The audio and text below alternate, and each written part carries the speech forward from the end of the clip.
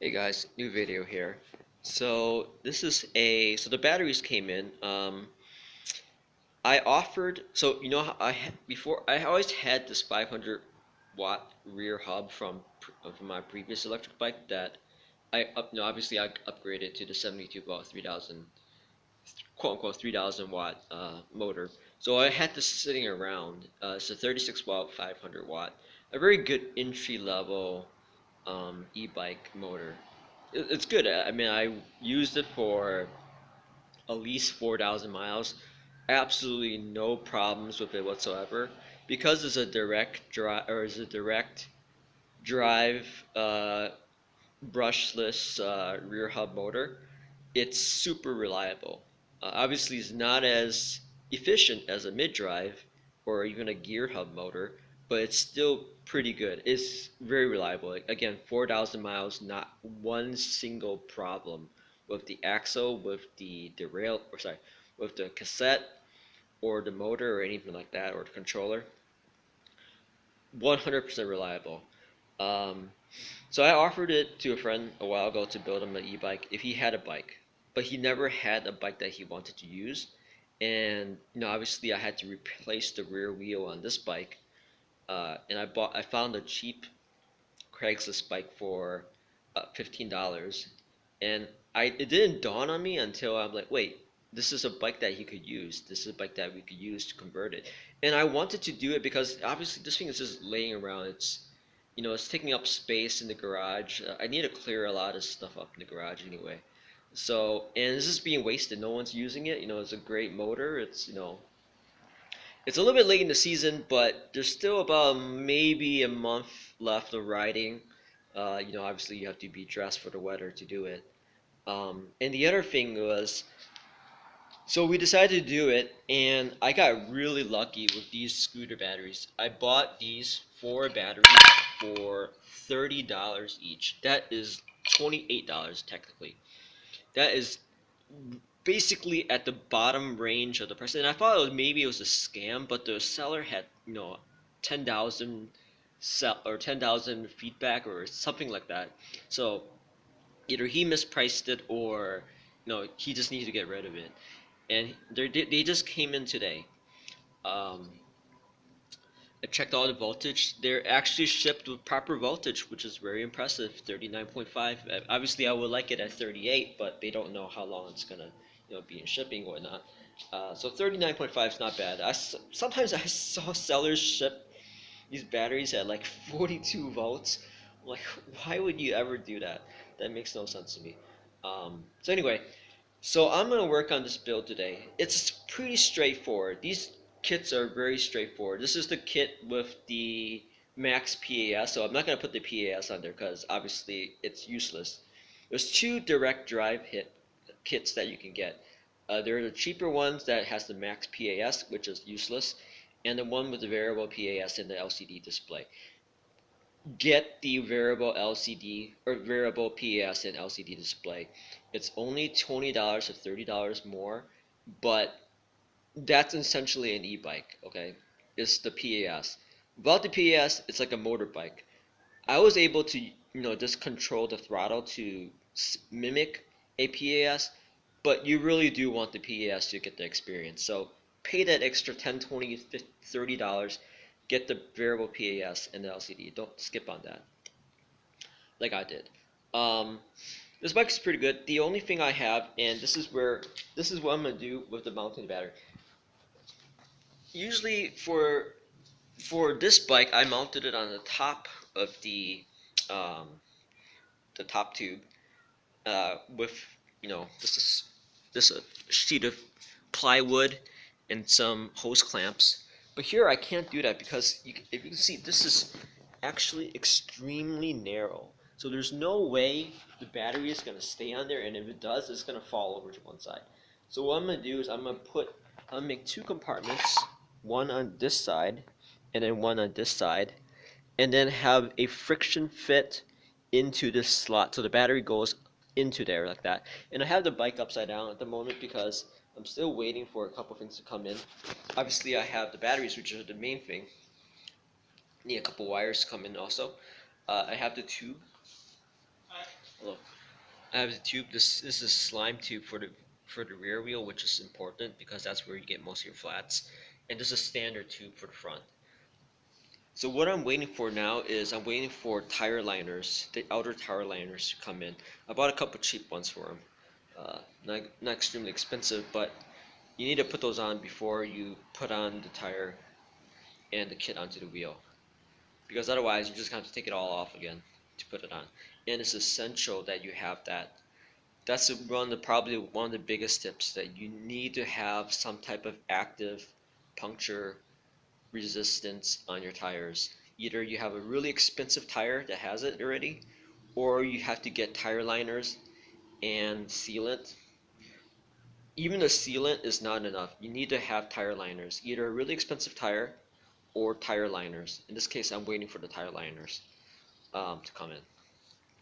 So that's kind of the update. So in total, I'm charging him around 160 for it. So I'm kind of basically just giving away this rear hub. It's okay. I mean, it's kind of for a friend, so it's not a big deal for me, and I don't want to have this anymore. Um, if this was just retail, I would probably pay like 140 for a 500 watt hub. With If I were to do the 500, I wouldn't do the 500 personally, but I mean it's 36-volt battery, so I had to do the 500. With the variable PAS, that's like what, 120, 140 plus these each were $30, so like another 120. So around 250 in total for the key components, and that's extremely cheap. You cannot get something like that anywhere. Um, this wood is like $3 to make. So basically, I'm gonna make a box like this. So you have the wood here, wood here like this, and then obviously wood on top. And then the wires will either they'll snake through this way up to the top and connect into the middle, and then there will be one, if you can imagine, there will be one on the other side here, and here's the top tube. And yeah, that'll be it. I think I'll protect the battery as well. I'll spray paint it black, and I think it will be a. I like this.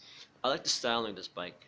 It's like a Firebird or Fireblade style Honda 1000 double R kind of style. So I think it's not like a crappy looking bike. It's actually a pretty good bike. It has some type of shocks. It has dual suspension.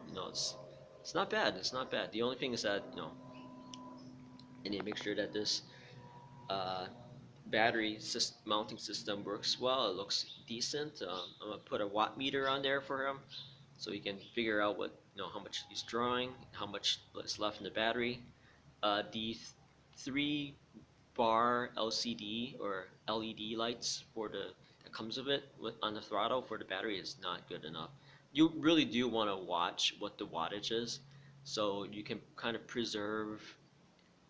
On 4 batteries like this, I went 160 miles. Obviously, I didn't use the battery all the time. I used the battery with that 500 watt motor. I went 160 miles on it. I used the battery and the motor only when cat's going crazy in the background. So only on like hills, really nasty hills, and when I was facing a really nasty headwind.